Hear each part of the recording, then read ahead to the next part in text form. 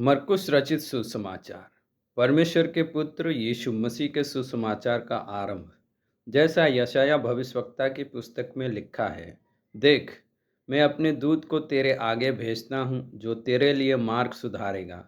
जंगल में एक पुकारने वाले का शब्द सुनाई दे रहा है कि प्रभु का मार्ग तैयार करो और उसकी सड़कें सीधी करो। यूहन्ना आया, जो जंगल में बपतिस्मा देता और पापों की क्षमा के लिए मन फिराव के बपतिस्मा का प्रचार करता था। सारे यहूदिया प्रदेश के और यरूशलेम के सब रहने वाले निकलकर उसके पास गए और अपने पापों को मानकर यरदन नदी में उससे बपतिस्मा लिया। यूहन्ना ऊँट के रोम का वस्त्र पहने और अपनी कमर में चमड़े का कटीबंध बांधे रहता था तथा टिड्डियाँ और वन मधु खाया करता था, और ये प्रचार करता था, मेरे बाद वो आने वाला है जो मुझसे शक्तिमान है। मैं इस योग्य नहीं कि झुककर उसके जूतों का बंध खोलूं। मैंने तो तुम्हें जल से बपतिस्मा दिया है, पर वो तुम्हें पवित्र आत्मा से बपतिस्मा देगा।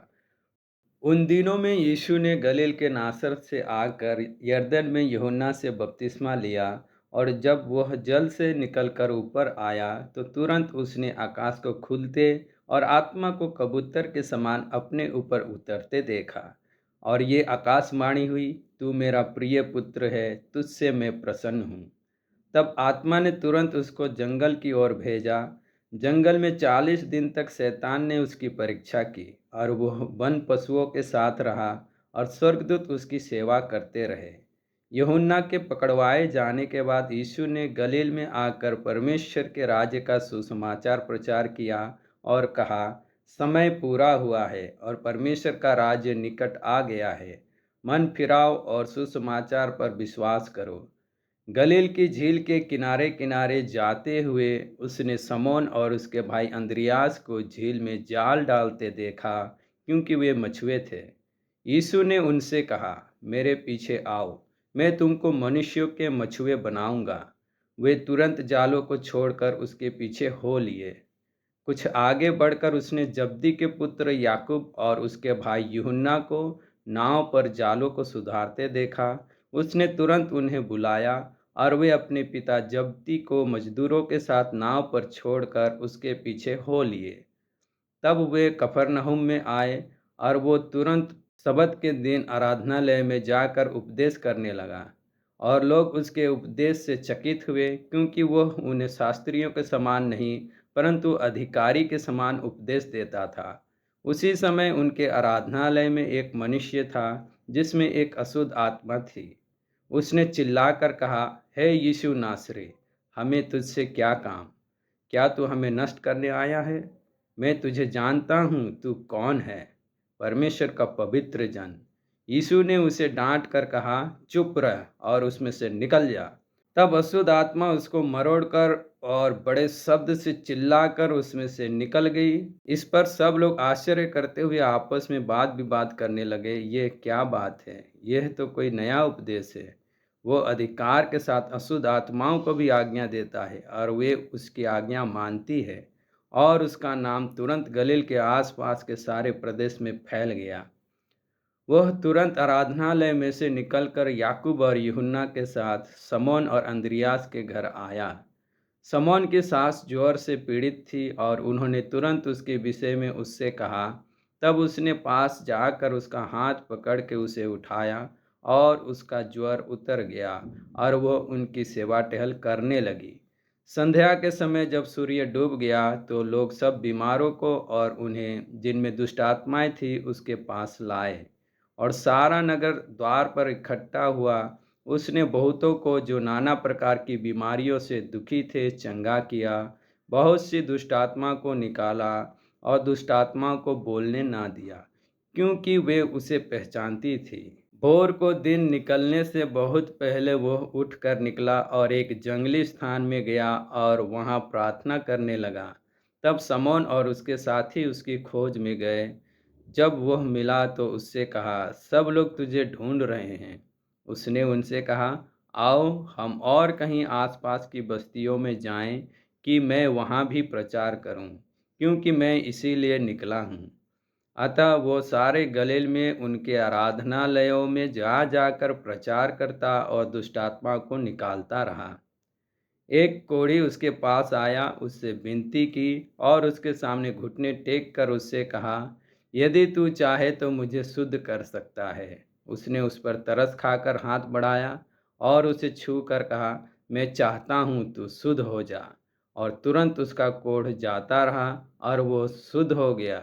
तब उसने उसे चिताकर तुरंत विदा किया और उससे कहा, देख, किसी से कुछ मत कहना, परंतु जाकर अपने आप को याजक को दिखा और अपने शुद्ध होने के विषय में जो कुछ मूसा ने ठहराया है उसे भेंट चढ़ा कि उन पर गवाही हो। परंतु वह बाहर जाकर इस बात का बहुत प्रचार करने और यहाँ तक फैलाने लगा कि यीशु फिर खुल्लम खुल्ला नगर में ना जा सका, परंतु बाहर जंगली स्थानों में रहा और चारों ओर से लोग उसके पास आते रहे। अध्याय 2। कई दिन के बाद वो फिर कफरनहूम में आया और सुना गया कि वो घर में है। फिर इतने लोग इकट्ठा हुए कि द्वार के पास भी जगह नहीं थी और वह उन्हें वचन सुना रहा था। और लोग एक लकवे के रोगी को 4 मनुष्यों से उठवा कर उसके पास ले आए। परंतु जब वे भीड़ के कारण उसके निकट ना पहुंच सके, तो उन्होंने उस छत को जिसके नीचे वह था खोल दिया, और जब वे उसे उधेड़ चुके तो उस खाट को जिस पर लकवे का रोगी पड़ा था लटका दिया। यीशु ने उनका विश्वास देखकर उस लकवे के रोगी से कहा, हे पुत्र, तेरे पाप क्षमा हुए। तब कई शास्त्री जो वहां बैठे थे अपने अपने मन में विचार करने लगे, ये मनुष्य क्यों ऐसा कहता है? ये तो परमेश्वर की निंदा करता है। परमेश्वर को छोड़ और कौन पाप क्षमा कर सकता है? यीशु ने तुरंत अपनी आत्मा में जान लिया कि वे अपने अपने मन में ऐसा विचार कर रहे हैं, और उनसे कहा, तुम अपने अपने मन में ये विचार क्यों कर रहे हो? सहज क्या है? क्या लकवे के रोगी से यह कहना कि तेरे पाप क्षमा हुए, या यह कहना कि उठ, अपनी खाट उठाकर चल फिर? परंतु जिससे तुम जान लो कि मनुष्य के पुत्र को पृथ्वी पर पाप क्षमा करने का भी अधिकार है, उसने उस लकवे के रोगी से कहा, मैं तुझसे कहता हूँ, उठ, अपनी खाट उठाकर अपने घर चला जा। वह उठा और तुरंत खाट उठाकर सबके सामने से निकल कर चला गया। इस पर सब चकित हुए और परमेश्वर की बड़ाई करके कहने लगे, हमने ऐसा कभी नहीं देखा। वह फिर निकलकर झील के किनारे गया और सारी भीड़ उसके पास आई और वह उन्हें उपदेश देने लगा। जाते हुए उसने हलफई के पुत्र लेवी को चुंगी की चौकी पर बैठे देखा और उससे कहा, मेरे पीछे हो ले। और वह उठकर उसके पीछे हो लिया। जब वो उसके घर में भोजन करने बैठा, तब बहुत से चुंगी लेने वाले और पापी यीशु और उसके चेलों के साथ भोजन करने बैठे, क्योंकि वे बहुत से थे, उसके पीछे हो लिए थे। शास्त्री और फरीसियों ने ये देख कर कि वह तो पापियों और चुंगी लेने वालों के साथ भोजन कर रहा है, उसके चेलों से कहा, वह तो चुंगी लेने वालों और पापियों के साथ खाता पीता है। यीशु ने यह सुनकर उनसे कहा, भले चंगों को वैद्य की आवश्यकता नहीं, परंतु बीमारों को है। मैं धर्मियों को नहीं, परंतु पापियों को बुलाने आया हूँ। यूहन्ना के चेले और फरीसी उपवास करते थे, अतः उन्होंने आकर उससे यह कहा, यूहन्ना के चेले और फरीसियों के चेले क्यों उपवास रखते हैं, परंतु तेरे चेले उपवास नहीं रखते? यीशु ने उनसे कहा, जब तक दूल्हा बारातियों के साथ रहता है, क्या वे उपवास कर सकते हैं?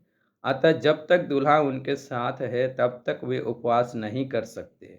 परंतु वे दिन आएंगे जब दूल्हा उनसे अलग किया जाएगा, उस समय वे उपवास करेंगे। कोरे कपड़े का पैबंद पुराने वस्त्र पर कोई नहीं लगाता, नहीं तो वह पैबंद उसमें से कुछ खींच लेगा, अर्थात नया पुराने से, और वो पहले से अधिक फट जाएगा।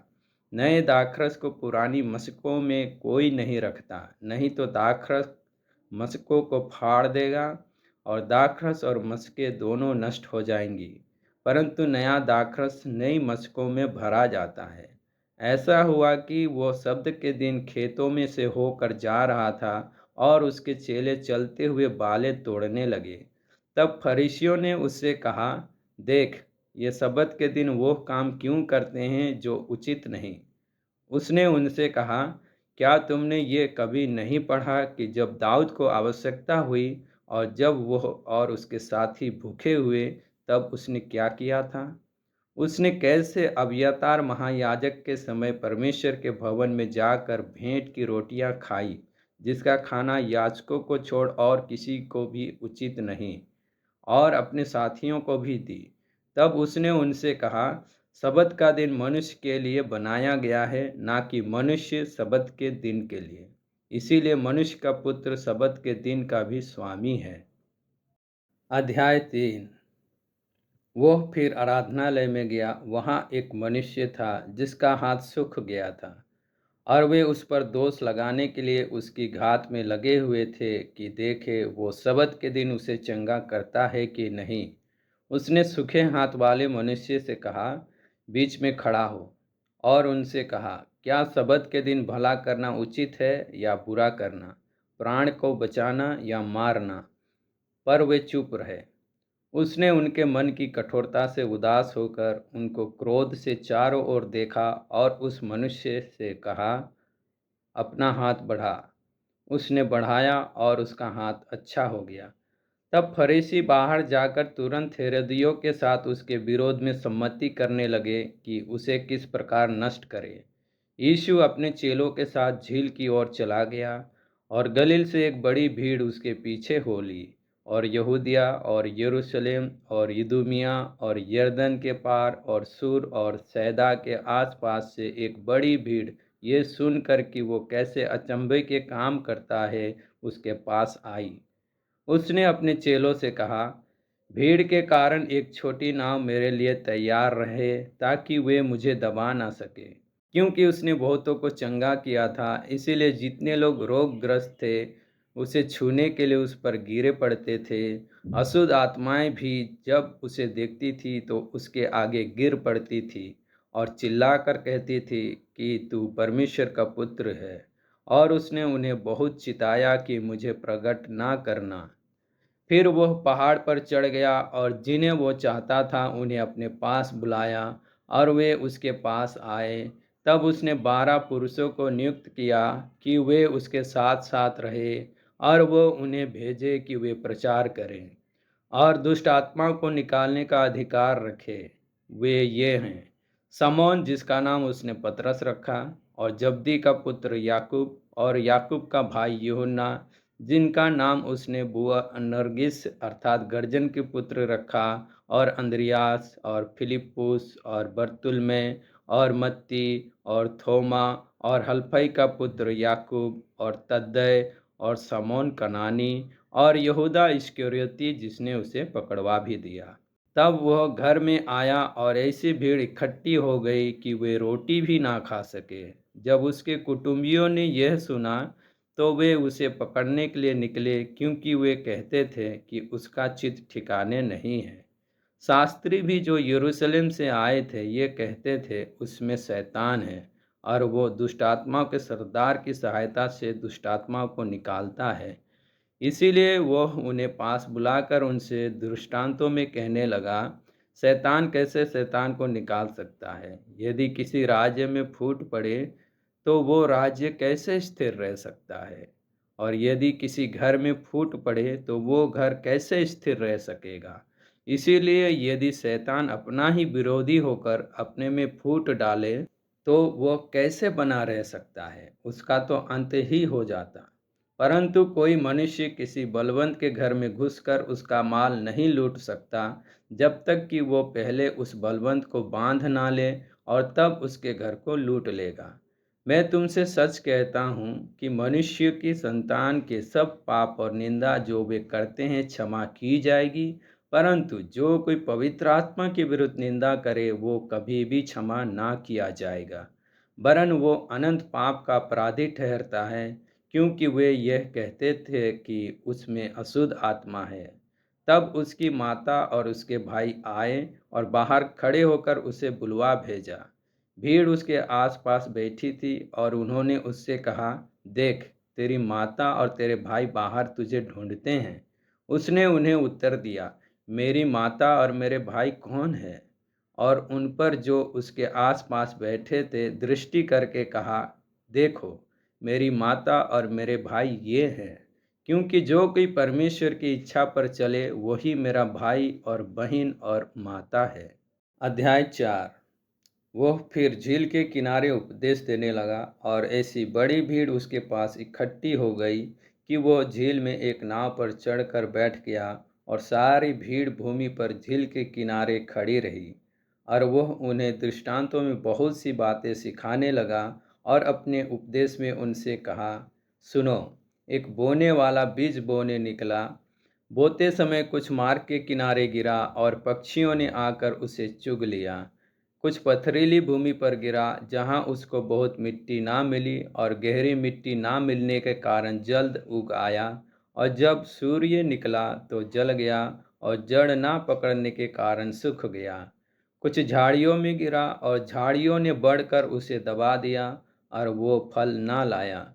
परंतु कुछ अच्छी भूमि पर गिरा और वो उगा और बढ़कर फलवंत हुआ, और कोई 30 गुना, कोई 60 गुना और कोई 100 गुना फल लाया। तब उसने कहा, जिसके पास सुनने के लिए कान हो वो सुन ले। जब वो अकेला रह गया तो उसके साथियों ने उन 12 समेत उससे इन दृष्टांतों के विषय में पूछा। उसने उनसे कहा, तुमको तो परमेश्वर के राज्य के भेद की समझ दी गई है, परंतु बाहर वालों के लिए सब बातें दृष्टांतों में होती है, इसीलिए कि वे देखते हुए देखें और उन्हें सुझाई ना पड़े, और सुनते हुए सुने भी और ना समझे, ऐसा ना हो कि वे फिरें और क्षमा किए जाएं। फिर उसने उनसे कहा, क्या तुम ये दृष्टांत नहीं समझते? तो फिर और सब दृष्टांतों को कैसे समझोगे? बोने वाला वचन बोता है जो मार्ग के किनारे के हैं, जहाँ वचन बोया जाता है। ये वे हैं कि जब उन्होंने सुना तो शैतान तुरंत आकर वचन को जो उनमें बोया गया था उठा ले जाता है। वैसे ही जो पथरीली भूमि पर बोए जाते हैं, वे ये हैं जो वचन को सुनकर तुरंत आनंद से ग्रहण कर लेते हैं, परंतु अपने भीतर जड़ ना रखने के कारण वे थोड़े ही दिनों के लिए रहते हैं। इसके बाद जब वचन के कारण उन पर क्लेश या उपद्रव होता है, तो वे तुरंत ठोकर खाते हैं। जो झाड़ियों में बोए गए वे ये हैं जिन्होंने वचन सुना और संसार की चिंता और धन का धोखा और अन्य वस्तुओं का लोभ उनमें समाकर वचन को दबा देता है, और वो निष्फल रह जाता है। और जो अच्छी भूमि में बोए गए, ये वे हैं जो वचन सुनकर ग्रहण करते और फल लाते हैं, कोई 30 गुना, कोई 60 गुना और कोई 100 गुना। उसने उनसे कहा, क्या दिए को इसलिए लाते हैं कि पैमाने या खाट के नीचे रखा जाए? क्या इसीलिए नहीं कि दीवट पर रखा जाए? क्योंकि कोई वस्तु छिपी नहीं, परंतु इसीलिए है कि प्रकट हो जाए, और ना कुछ गुप्त है, पर इसीलिए है कि प्रकट हो जाए। यदि किसी के सुनने के कान हो तो वह सुन ले। फिर उसने उनसे कहा, चौकस रहो कि क्या सुनते हो। जिस नाप से तुम नापते हो उसी से तुम्हारे लिए भी नापा जाएगा, और तुमको अधिक दिया जाएगा। क्योंकि जिसके पास है उसको दिया जाएगा, और जिसके पास नहीं है उससे वो भी जो उसके पास है ले लिया जाएगा।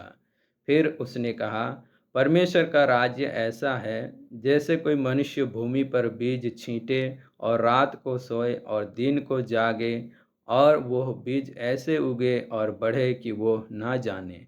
पृथ्वी आप से आप फल लाती है, पहले अंकुर, तब बाल, और तब बालों में तैयार दाना। परंतु जब दाना पक जाता है तब वह तुरंत हंसिया लगाता है, क्योंकि कटनी आ पहुंची है। फिर उसने कहा, हम परमेश्वर के राज्य की उपमा किससे दें और किस दृष्टांत से उसका वर्णन करें?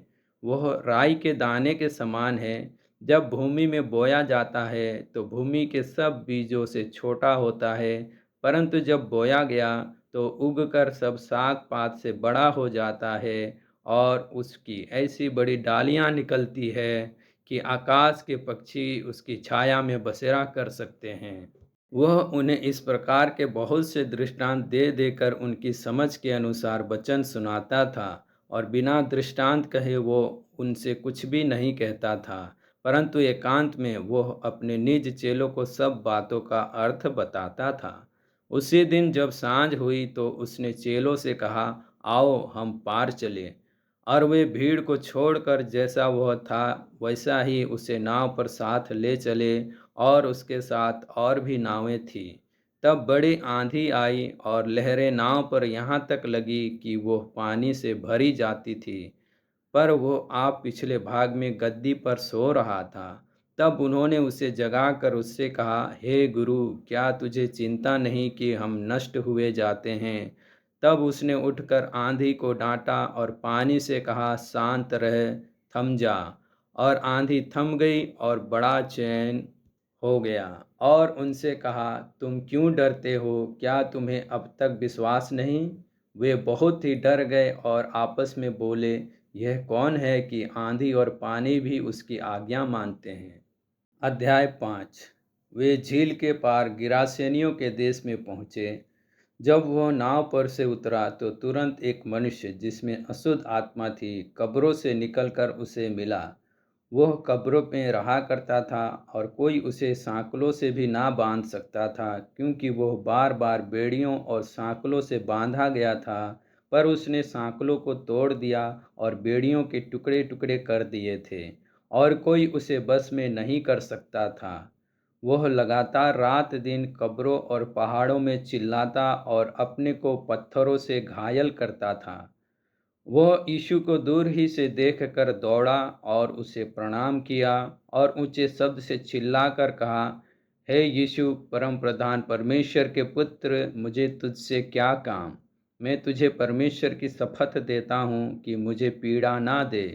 क्योंकि उसने उससे कहा था, हे अशुद्ध आत्मा, इस मनुष्य में से निकल आ। उसने उससे पूछा, तेरा क्या नाम है? उसने उससे कहा, मेरा नाम सेना है, क्योंकि हम बहुत हैं। और उसने उससे बहुत विनती की, हमें इस देश से बाहर ना भेज। वहाँ पहाड़ पर सूअरों का एक बड़ा झुंड चर रहा था। उन्होंने उससे विनती करके कहा, हमें उन सूअरों में भेज दे कि हम उनके भीतर जाएं। अतः उसने उन्हें आज्ञा दी और अशुद्ध आत्मा निकलकर सूअरों के भीतर बैठ गई, और झुंड जो कोई 2000 का था कड़ाड़े पर से झपटकर झील में जा पड़ा और डूब मरा। उनके चरवाहों ने भागकर नगर और गांव में समाचार सुनाया, और जो हुआ था लोग उसे देखने आए। यीशु के पास आकर वे उसको, जिसमें दुष्टात्माएं थी, अर्थात जिसमें सेना समाई थी, कपड़े पहने और सचेत बैठे देखकर डर गए। देखने वालों ने उसका, जिसमें दुष्टात्माएं थी, और सूअरों का पूरा हाल उनको कह सुनाया। तब वे उससे विनती करके कहने लगे कि हमारी सीमा से चला जा। जब वह नाव पर चढ़ने लगा तो वह, जिसमें पहले दुष्टात्माएं थी, उससे विनती करने लगा, मुझे अपने साथ रहने दे। परंतु उसने उसे आज्ञा ना दी और उससे कहा, अपने घर जाकर अपने लोगों को बता कि तुझ पर दया करके प्रभु ने तेरे लिए कैसे बड़े काम किए हैं। वह जाकर दिकापुलिस में इस बात का प्रचार करने लगा कि यीशु ने मेरे लिए कैसे बड़े काम किए, और सब लोग अचंभा करते थे। जब यीशु फिर नाव से पार गया तो एक बड़ी भीड़ उसके पास इकट्ठी हो गई। वह झील के किनारे ही था कि याईर नामक आराधनालय के सरदारों में से एक आया और उसे देखकर उसके पांव पर गिरा और यह कहकर उससे बहुत विनती की, मेरी छोटी बेटी मरने पर है, तू आकर उस पर हाथ रख कि वह चंगी होकर जीवित रहे। तब वह उसके साथ चला और बड़ी भीड़ उसके पीछे हो ली, यहाँ तक कि लोग उस पर गिरे पड़ते थे। एक स्त्री थी जिसको 12 वर्ष से लहू बहने का रोग था।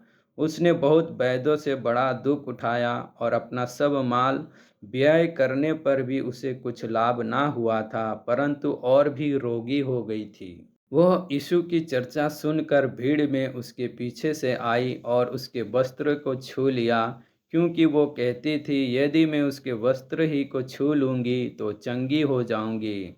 और तुरंत उसका लहू बहना बंद हो गया और उसने अपनी देह में जान लिया कि मैं उस बीमारी से अच्छी हो गई हूँ। यीशु ने तुरंत अपने में जान लिया कि मुझ में से सामर्थ निकली है और भीड़ में पीछे फिर कर पूछा, मेरा वस्त्र किसने छुआ? उसके चेलों ने उससे कहा, तू देखता है कि भीड़ तुझ पर गिरी पड़ती है और तू कहता है कि किसने मुझे छुआ? तब उसने उसे देखने के लिए जिसने यह काम किया था चारों ओर दृष्टि की। तब वह स्त्री यह जानकर कि मेरी कैसी भलाई हुई है, डरती और कांपती हुई आई और उसके पांव पर गिरकर उससे सब हाल सच सच कह दिया। उसने उससे कहा, पुत्री, तेरे विश्वास ने तुझे चंगा किया है, कुशल से जा और अपनी इस बीमारी से बची रह। वह यह कह ही रहा था कि आराधनालय के सरदार के घर से लोगों ने आकर कहा, तेरी बेटी तो मर गई, अब गुरु को क्यों दुख देता है? जो बात वे कह रहे थे उसको यीशु ने अनसुनी करके आराधनालय के सरदार से कहा, मत डर, केवल विश्वास रख। और उसने पतरस और याकूब के भाई यूहन्ना को छोड़ अन्य किसी को अपने साथ आने ना दिया। आराधनालय के सरदार के घर में पहुंचकर उसने लोगों को बहुत रोते और चिल्लाते देखा। तब उसने भीतर जाकर उनसे कहा, तुम क्यों हल्ला मचाते और रोते हो? लड़की मरी नहीं परंतु सो रही है।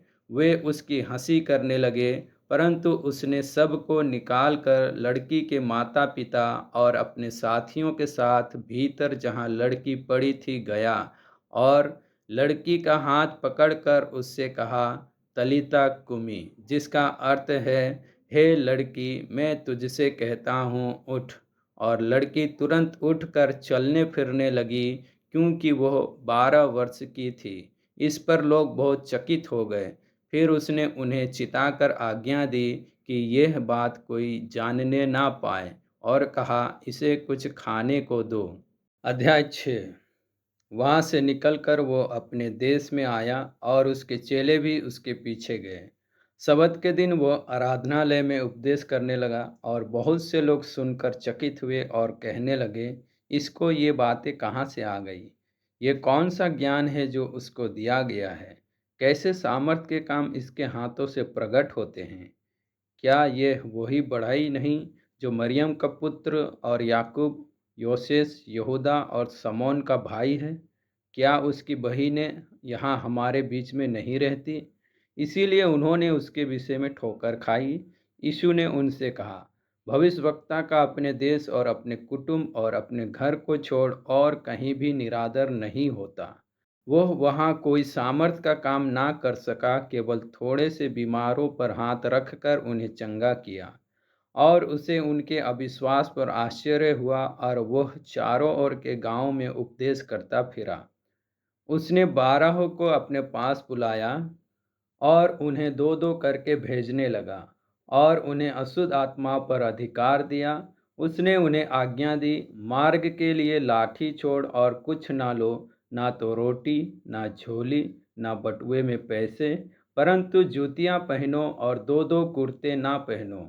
और उसने उनसे कहा, जहाँ कहीं तुम किसी घर में उतरो तो जब तक वहाँ से विदा ना हो तब तक उसी घर में ठहरे रहो। जिस स्थान के लोग तुम्हें ग्रहण ना करें और तुम्हारी ना सुने, वहाँ से चलते ही अपने तलवों की झूल झाड़ डालो कि उन पर गवाही हो। तब उन्होंने जाकर प्रचार किया कि मन फिराओ, और बहुत सी दुष्ट आत्मा को निकाला और बहुत से बीमारों पर तेल मल कर उन्हें चंगा किया। हेरोदेस राजा ने भी उसकी चर्चा सुनी, क्योंकि उसका नाम फैल गया था। और उसने कहा, यूहन्ना बपतिस्मा देने वाला मरे हुओं में से जी उठा है, इसीलिए उससे ये सामर्थ के काम प्रकट होते हैं। अन्य लोगों ने कहा, यह एलिया है। परंतु कुछ अन्य ने कहा, भविष्यवक्ता या भविष्यवक्ताओं में से किसी एक के समान है। हेरोदेस ने यह सुनकर कहा, जिस यूहन्ना का सिर मैंने कटवाया था वो ही जी उठा है। हेरोदेस ने अपने भाई फिलिपुस की पत्नी हेरोदियास के कारण, जिससे उसने विवाह कर लिया था, लोगों को भेजकर यूहन्ना को पकड़वा कर बंदीगृह में डाल दिया था, क्योंकि यूहन्ना ने हेरोदेस से कहा था, अपने भाई की पत्नी को रखना तुझे उचित नहीं। इसीलिए हेरोदियास उससे बैर रखती थी और यह चाहती थी कि उसे मरवा डाले। परंतु ऐसा ना हो सका, क्योंकि हेरोदेस यूहन्ना को धर्मी और पवित्र पुरुष जानकर उससे डरता था और उसे बचाए रखता था, और उसकी बातें सुनकर बहुत घबराता था, पर आनंद से सुनता था। ठीक अवसर आया जब हेरोदेस ने अपने जन्मदिन में अपने प्रधानों और सेनापतियों और गलील के बड़े लोगों के लिए भोज किया। तो हेरोदियास की बेटी भीतर आई और नाचकर हेरोदेस को और उसके साथ बैठने वालों को प्रसन्न किया। तब राजा ने लड़की से कहा, तू जो चाहे मुझसे मांग, मैं तुझे दूंगा। और उससे शपथ खाई, मैं अपने आधे राज्य तक जो कुछ तू मुझसे मांगेगी मैं तुझे दूंगा। उसने बाहर जाकर अपनी माता से पूछा, मैं क्या मांगूं? वह बोली, यूहन्ना बपतिस्मा देने वाले का सिर। वह तुरंत राजा के पास भीतर आई और उससे विनती की, मैं चाहती हूँ कि तू अभी यूहन्ना बपतिस्मा देने वाले का सिर एक थाल में मुझे मंगवा दे। तब राजा बहुत उदास हुआ, परंतु अपनी शपथ के कारण और साथ बैठने वालों के कारण उसे टालना ना चाहा। अतः राजा ने तुरंत एक सिपाही को आज्ञा देकर भेजा कि उसका सिर काट लाए। उसने जेल खाने में जाकर उसका सिर काटा और एक थाल में रख कर लाया और लड़की को दिया, और लड़की ने अपनी माँ को दिया। यह सुनकर यूहन्ना के चेले आए और उसके शव को ले गए और कब्र में रखा। प्रेरितों ने यीशु के पास इकट्ठे होकर जो कुछ उन्होंने किया और सिखाया था, सब उसको बताया। उसने उनसे कहा, तुम आप अलग किसी एकांत स्थान में चलकर थोड़ा विश्राम करो, क्योंकि बहुत लोग आते जाते थे और उन्हें खाने का अवसर भी नहीं मिलता था। इसीलिए वे नाव पर चढ़कर सुनसान जगह में अलग चले गए। बहुतों ने उन्हें जाते देखकर पहचान लिया, और सब नगरों से इकट्ठे होकर वहां पैदल दौड़े और उनसे पहले जा पहुँचे। उसने उतरकर बड़ी भीड़ देखी और उन पर तरस खाया, क्योंकि वे उन भेड़ों के समान थे जिनका कोई रखवाला ना हो, और वह उन्हें बहुत सी बातें सिखाने लगा। जब दिन बहुत ढल गया तो उसके चेले उसके पास आकर कहने लगे, यह सुनसान जगह है और दिन बहुत ढल गया है। उन्हें विदा कर कि चारों ओर के गांवों और बस्तियों में जाकर अपने लिए कुछ खाने को मोल ले। उसने उत्तर दिया, तुम ही उन्हें खाने को दो। उन्होंने उससे कहा, क्या हम 100 दिनार की रोटियां मोल लें और उन्हें खिलाएं? उसने उनसे कहा, जाकर देखो तुम्हारे पास कितनी रोटियां हैं। उन्होंने मालूम करके कहा, 5 और 2 मछली भी। तब उसने उन्हें आज्ञा दी कि सबको हरी घास पर पाँति पाँति से बैठा दो। वे 100 100 और 50 50 करके पाँति पाँति बैठ गए।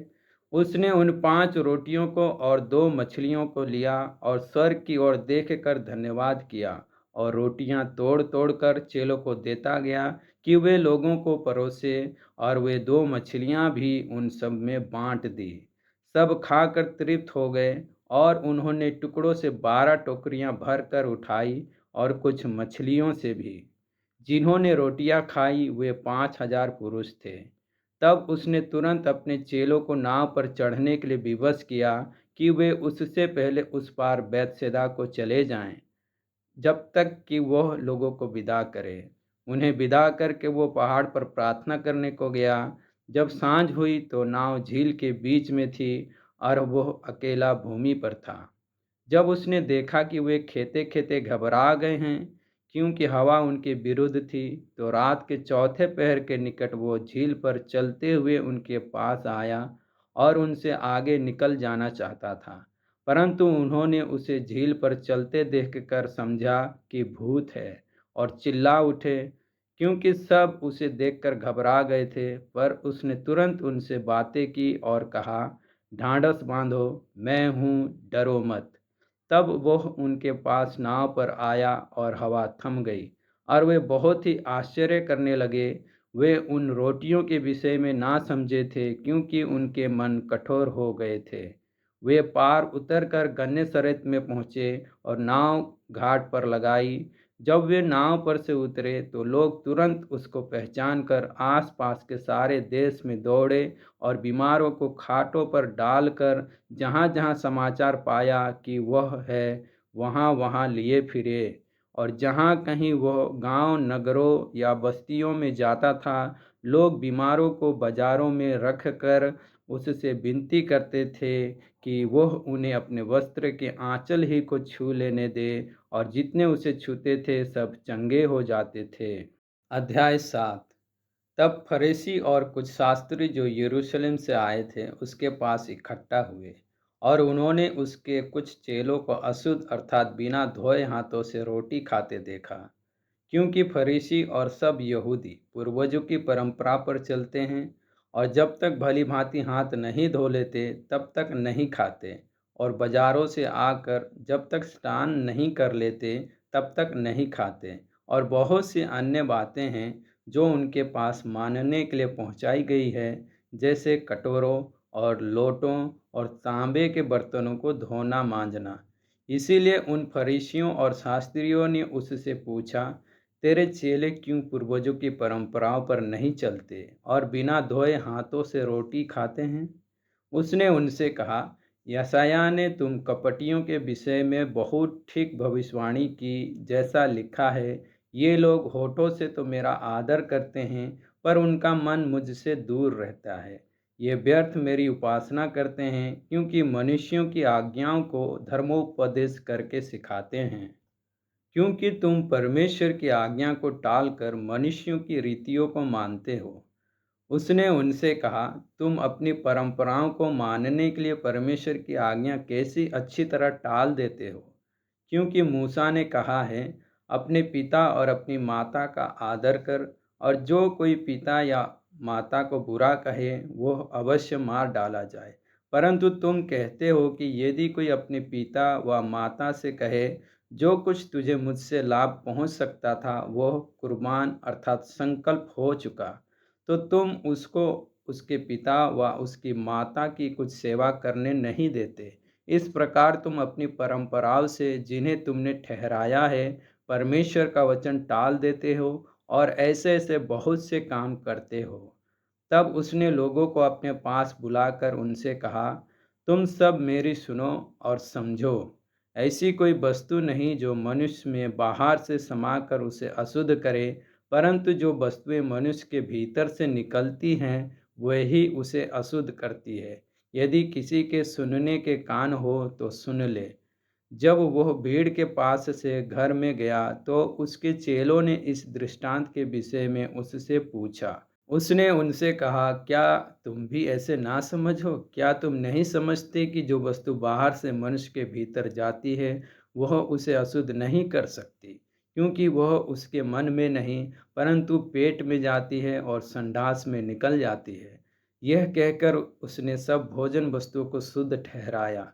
फिर उसने कहा, जो मनुष्य में से निकलता है वही मनुष्य को अशुद्ध करता है, क्योंकि भीतर से अर्थात मनुष्य के मन से बुरे बुरे विचार, व्यभिचार, चोरी, हत्या, परस्त्रीगमन, लोभ, दुष्टता, छल, लुचपन, कुदृष्टि, निंदा, अभिमान और मूर्खता निकलती है। वे सब बुरी बातें भीतर ही से निकलती है और मनुष्य को अशुद्ध करती है। फिर वो वहाँ से उठकर सूर और सैदा के देशों में आया, और एक घर में गया और चाहता था कि कोई ना जाने, परंतु वह छिप ना सका। और तुरंत एक स्त्री जिसकी छोटी बेटी में अशुद्ध आत्मा थी उसकी चर्चा सुनकर आई और उसके पांव पर गिरी। यह यूनानी और सुरूफिनिकी जाति की थी। उसने उससे विनती की कि मेरी बेटी में से दुष्ट आत्मा निकाल दे। उसने उससे कहा, पहले लड़कों को तृप्त होने दे, क्योंकि लड़कों की रोटी लेकर कुत्तों के आगे डालना उचित नहीं है। उसने उसको उत्तर दिया, सच है प्रभु, तो भी कुत्ते भी तो मेज के नीचे बालकों की रोटी का चूर चार खा लेते हैं। उसने उससे कहा, इस बात के कारण चली जा, दुष्टात्मा तेरी बेटी में से निकल गई है।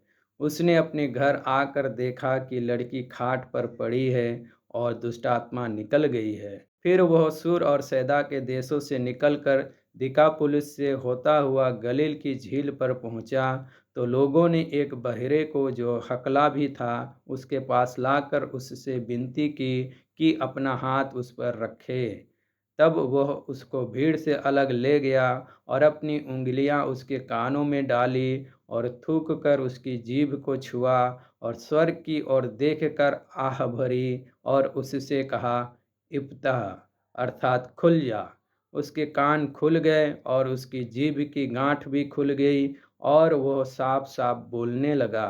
तब उसने उन्हें चिताया कि किसी से ना कहना तब उसने उन्हें चिताया कि किसी से ना कहना, परंतु जितना उसने उन्हें चिताया उतना ही वे और प्रचार करने लगे। वे बहुत ही आश्चर्य में होकर कहने लगे, उसने जो कुछ किया सब अच्छा किया है। वो बहरों को सुनने की और गूंगों को बोलने की शक्ति देता है। अध्याय 8। उन दिनों में जब फिर बड़ी भीड़ इकट्ठी हुई और उनके पास कुछ खाने को ना था, तो उसने अपने चेलों को पास बुलाकर उनसे कहा, मुझे इस भीड़ पर तरस आता है, क्योंकि यह 3 दिन से बराबर मेरे साथ है और उनके पास कुछ भी खाने को नहीं। यदि मैं उन्हें भूखा घर भेज दूं, तो मार्ग में थक कर रह जाएंगे, क्योंकि इनमें से कोई कोई दूर से आए हैं। उसके चेलों ने उसको उत्तर दिया, यहाँ जंगल में इतनी रोटी कोई कहाँ से लाए कि ये तृप्त हो। उसने उनसे पूछा, तुम्हारे पास कितनी रोटियां हैं? उन्होंने कहा, 7। तब उसने लोगों को भूमि पर बैठने की आज्ञा दी और वे 7 रोटियां ली और धन्यवाद करके तोड़ी और अपने चेलों को देता गया कि उनके आगे रखे, और उन्होंने लोगों के आगे परोस दिया। उनके पास थोड़ी सी छोटी मछलियां भी थी। उसने धन्यवाद करके उन्हें भी लोगों के आगे रखने की आज्ञा दी। वे खाकर तृप्त हो गए और चेलों ने शेष टुकड़ों के 7 टोकरे भरकर उठाए, और लोग 4,000 के लगभग थे। तब उसने उनको विदा किया और वह तुरंत अपने चेलों के साथ नाव पर चढ़कर दलमनूता प्रदेश को चला गया। फिर फरीसी आकर उससे वाद विवाद करने लगे और उसे जांचने के लिए उससे कोई स्वर्गीय चिन्ह मांगा। उसने अपनी आत्मा में आह भर कर कहा, इस समय के लोग क्यों चिन्ह ढूंढते हैं? मैं तुमसे सच कहता हूँ कि इस समय के लोगों को कोई चिन्ह नहीं दिया जाएगा। और वह उन्हें छोड़कर फिर नाव पर चढ़ गया और पार चला गया। चेले रोटी लेना भूल गए थे और नाव में उनके पास एक ही रोटी थी। उसने उन्हें चिताया, देखो, फरीसियों के खमीर और हेरोदेस के खमीर से चौकस रहो। वे आपस में विचार करके कहने लगे, हमारे पास रोटी नहीं है। यह जानकर यीशु ने उनसे कहा, तुम क्यों आपस में ये विचार कर रहे हो कि हमारे पास रोटी नहीं? क्या अब तक नहीं जानते और नहीं समझते? क्या तुम्हारा मन कठोर हो गया है? क्या आंखें रखते हुए भी नहीं देखते और कान रखते हुए भी नहीं सुनते? और क्या तुम्हें स्मरण नहीं कि जब मैंने 5,000 के लिए 5 रोटियां तोड़ी थी, तो तुमने टुकड़ों की कितनी टोकरियां भरकर उठाई? उन्होंने उससे कहा, 12 टोकरियां। और जब 4,000 के लिए 7 रोटियां थी, तो तुमने टुकड़ों के कितने टोकरे भरकर उठाए थे? उन्होंने उससे कहा, 7 टोकरे। उसने उनसे कहा, क्या तुम अब तक नहीं समझते? वे बेतसैदा में आए और लोग एक अंधे को उसके पास ले आए और उससे विनती की कि उसको छुए। वो उस अंधे का हाथ पकड़कर उसे गांव के बाहर ले गया और उसकी आंखों में थूक कर उस पर हाथ रखे और उससे पूछा, क्या तू कुछ देखता है? उसने आंख उठाकर कहा, मैं मनुष्यों को देखता हूँ, वे मुझे चलते हुए पेड़ों जैसे दिखाई देते हैं। तब उसने दोबारा उसकी आंखों पर हाथ रखे और अंधे ने ध्यान से देखा। वह चंगा हो गया और सब कुछ साफ साफ देखने लगा। उसने उसे यह कहकर घर भेजा, इस गांव के भीतर पांव भी न रखना। यीशु और उसके चेले कैसरिया फिलिप्पी के गांव में चले गए। मार्ग में उसने अपने चेलों से पूछा, लोग मुझे क्या कहते हैं? उन्होंने उत्तर दिया, यूहन्ना बपतिस्मा देने वाला, पर कोई कोई एलिया और कोई कोई भविष्यवक्ताओं में से एक भी कहते हैं। उसने उनसे पूछा, परंतु तुम मुझे क्या कहते हो? पतरस ने उसको उत्तर दिया, तू मसीह है। तब उसने उन्हें चिताकर कहा कि मेरे विषय में ये किसी से ना कहना। तब वो उन्हें सिखाने लगा कि मनुष्य के पुत्र के लिए अवश्य है कि वह बहुत दुख उठाए और पुरनिये और प्रधान याजक और शास्त्री उसे तुच्छ समझकर मार डाले, और वह 3 दिन के बाद जी उठे। उसने यह बात उनसे साफ साफ कह दी। इस पर पतरस उसे अलग ले जाकर झिड़कने लगा, परंतु उसने फिर कर अपने चेलों की ओर देखा और पतरस को झिड़क कर कहा, हे शैतान, मेरे सामने से दूर हो, क्योंकि तू परमेश्वर की बातों पर नहीं परंतु मनुष्यों की बातों पर मन लगाता है। उसने भीड़ को अपने चेलों समेत पास बुलाकर उनसे कहा, जो कोई मेरे पीछे आना चाहे वह अपने आपे से इनकार करे और अपना क्रूस उठाकर मेरे पीछे हो ले, क्योंकि जो कोई अपना प्राण बचाना चाहे वो उसे खोएगा, पर जो कोई मेरे और सुसमाचार के लिए अपना प्राण खोएगा वो उसे बचाएगा। यदि मनुष्य सारे जगत को प्राप्त करे और अपने प्राण की हानि उठाए तो उसे क्या लाभ होगा? मनुष्य अपने प्राण के बदले क्या देगा? जो कोई इस व्यभिचारी और पापी जाति के बीच में मुझसे और मेरी बातों से लजाएगा, मनुष्य का पुत्र भी जब वो पवित्र दूतों के साथ अपने पिता की महिमा सहित आएगा, तब उससे भी लजाएगा। अध्याय 9। उसने उनसे कहा, मैं तुमसे सच कहता हूँ कि जो यहाँ खड़े हैं उनमें से कोई कोई ऐसे हैं कि जब तक परमेश्वर के राज्य को सामर्थ सहित आया हुआ ना देख लें, तब तक मृत्यु का स्वाद कदापि ना चखेंगे। 6 दिन बाद यीशु ने पतरस और याकूब और यूहन्ना को साथ लिया और एकांत में किसी ऊंचे पहाड़ पर ले गया। वहां उनके सामने उसका रूप बदल गया और उसका वस्त्र ऐसा चमकने लगा और यहाँ तक उज्जवल हुआ कि पृथ्वी पर कोई धोबी भी वैसा उज्जवल नहीं कर सकता। और उन्हें मूसा के साथ एलिया दिखाई दिया। वे यीशु के साथ बातें करते थे। इस पर पतरस ने यीशु से कहा, हे रब्बी, हमारा यहाँ रहना अच्छा है, इसीलिए हम 3 मंडप बनाएं, एक तेरे लिए, एक मूसा के लिए और एक एलिया के लिए। क्योंकि वह ना जानता था कि क्या उत्तर दे, इसीलिए कि वे बहुत डर गए थे।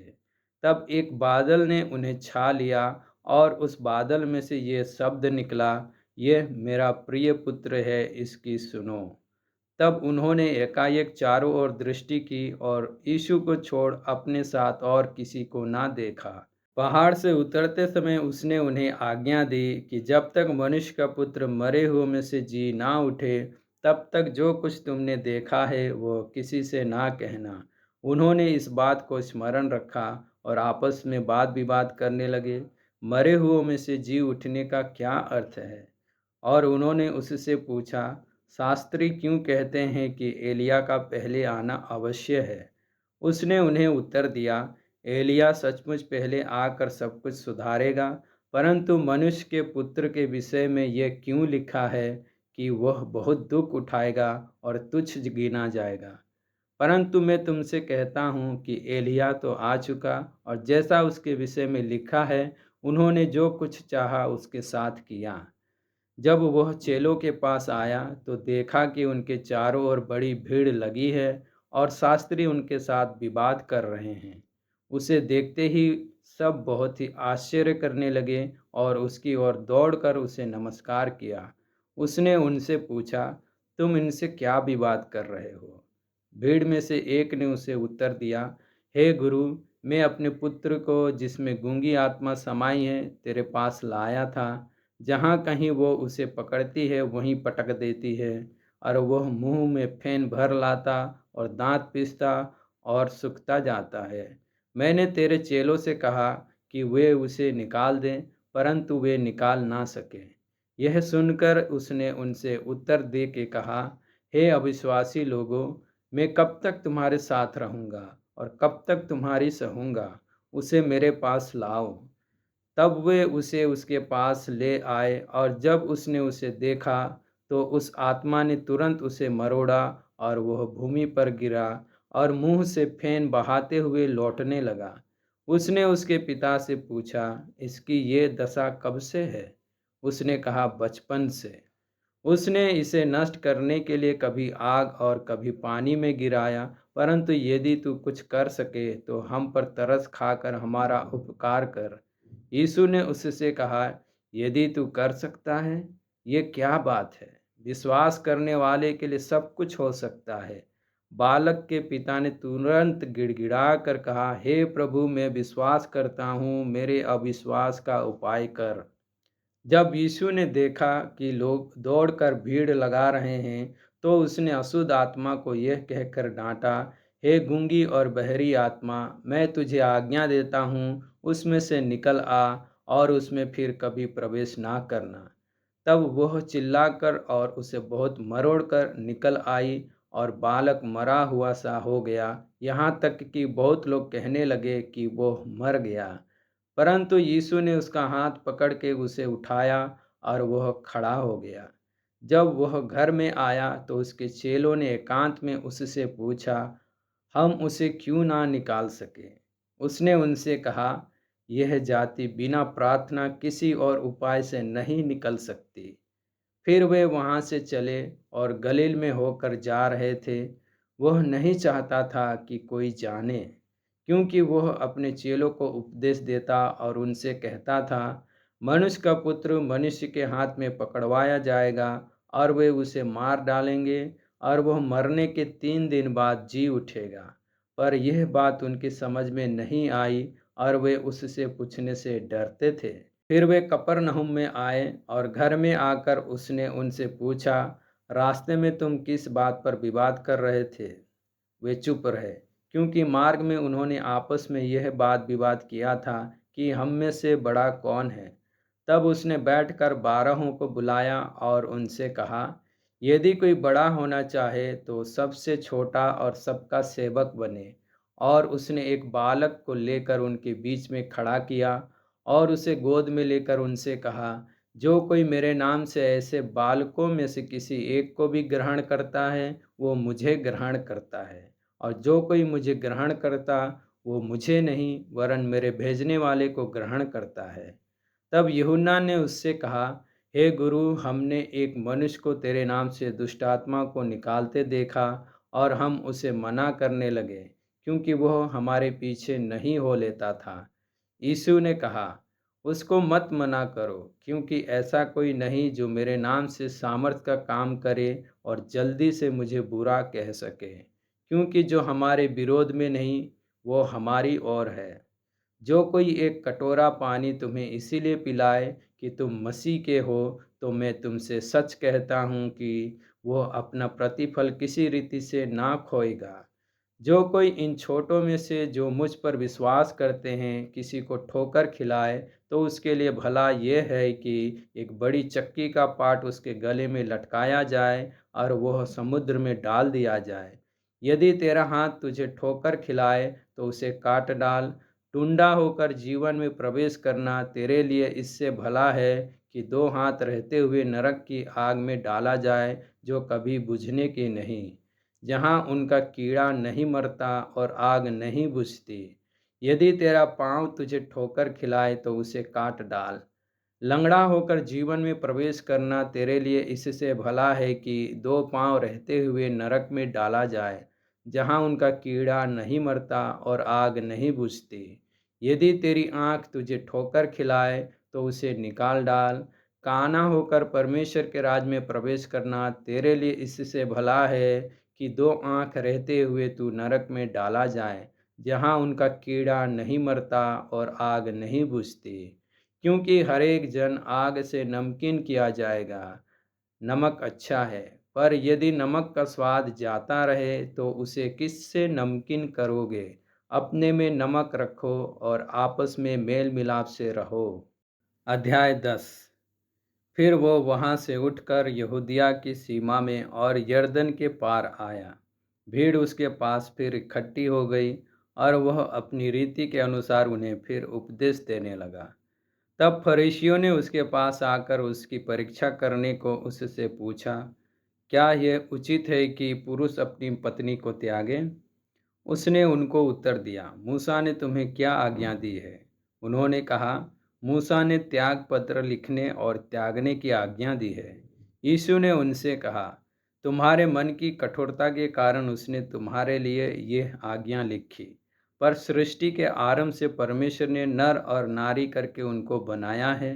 इस कारण मनुष्य अपने माता पिता से अलग होकर अपनी पत्नी के साथ रहेगा और वे दोनों एक तन होंगे। इसीलिए वे अब दो नहीं पर एक तन हैं। इसीलिए जिसे परमेश्वर ने जोड़ा है उसे मनुष्य अलग ना करे। घर में चेलों ने इसके विषय में उससे फिर पूछा।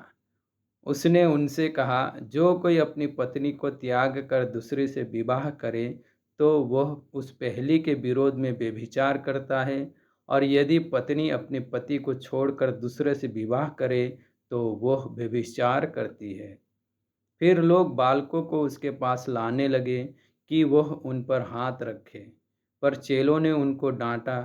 यीशु ने यह देखकर क्रुद्ध होकर उनसे कहा, बालकों को मेरे पास आने दो और उन्हें मना ना करो, क्योंकि परमेश्वर का राज्य ऐसों ही का है। मैं तुमसे सच कहता हूँ कि जो कोई परमेश्वर के राज्य को बालक के समान ग्रहण ना करे, वो उसमें कभी प्रवेश करने ना पाएगा। और उसने उन्हें गोद में लिया और उन पर हाथ रखकर उन्हें आशीष दी।